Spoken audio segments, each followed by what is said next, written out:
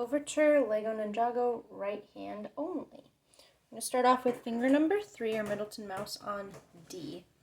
I'm going to play this first pattern, and then you can always slow down the video so that way you can follow along too.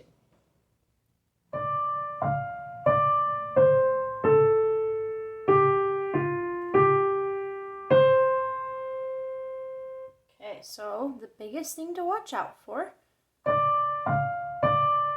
right here. Our Thumbelina, instead of playing B, is going to skip to A. And then our pointer panda is going to cross over so our whole hand can move. Okay, so there's pattern number 1. Now pattern number 2, our hand is already prepared for. We're going to start off with finger number 3 on A and do a similar way of moving. Now our pointer panda is going to jump over, but it's going to skip over E to go down to D, and our whole hand is going to reset to a new position, like this. Okay, so let's do that pattern number 2 again, starting on A with our Middleton mouse.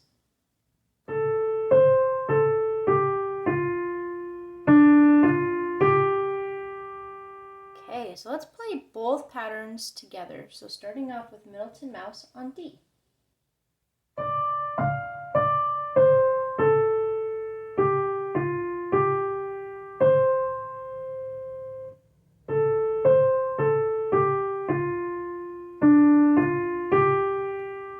Okay, and then to finish off this line, we're going to play the first pattern again.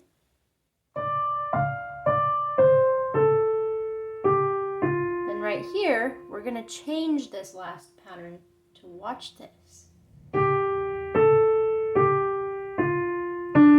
Ooh, did you see that?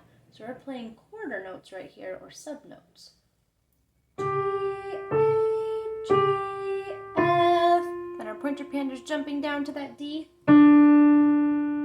Okay, so let's try that out. So this one is going to be our first pattern changed.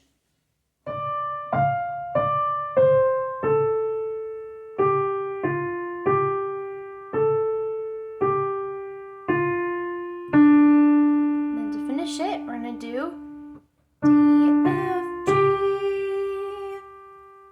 Try just that part out. D, F, G.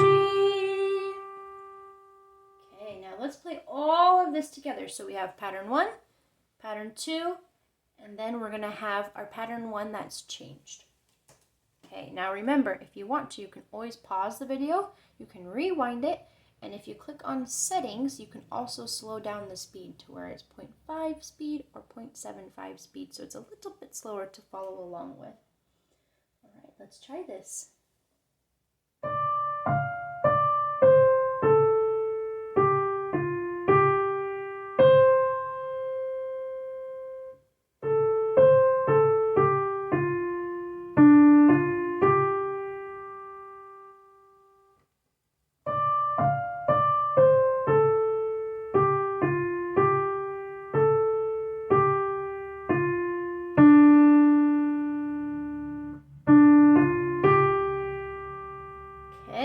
So there's the first section. Now this section has a repeat sign, meaning you're going to play it 2 times. So let's go ahead and do that. Play the first big section, and then play the first big section a second time.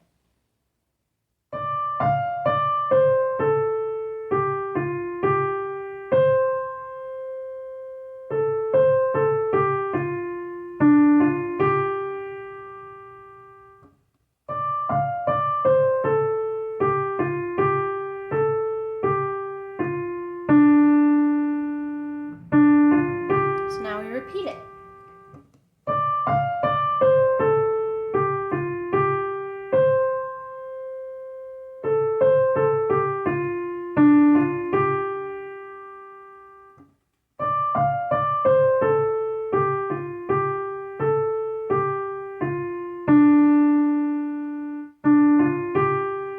Okay, now the biggest thing as you're playing this is making sure that your fingers are going to stay nice and curvy.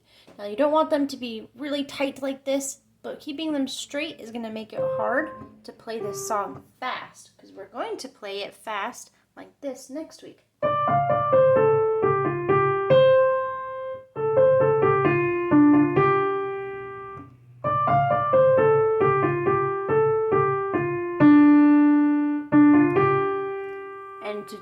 we have to have curvy fingers. And now the biggest one that tends to have some issues is our little tiny pinky pig.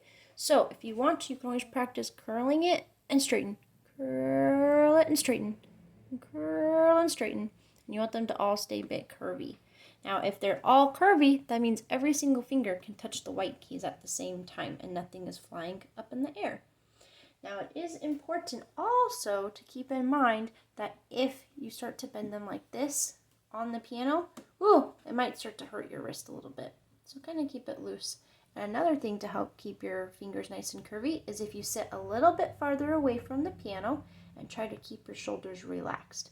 Now, I know this is a lot to think about, and you're probably not going to do it perfect the first time. So just practice a little bit, and then when you get to a holding note, you can always check your fingers to say, are they curvy? So let's try to play this one more time with the repeat, and every time we get to a holding note, check to see if your pinky especially is curvy. Starting at the beginning.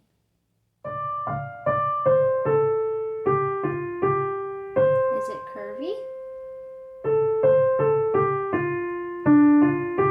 Is it curvy?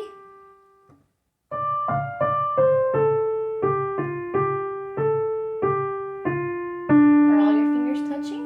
And is it curvy? All right, one more time with the repeat. Is it curvy? Is it curvy?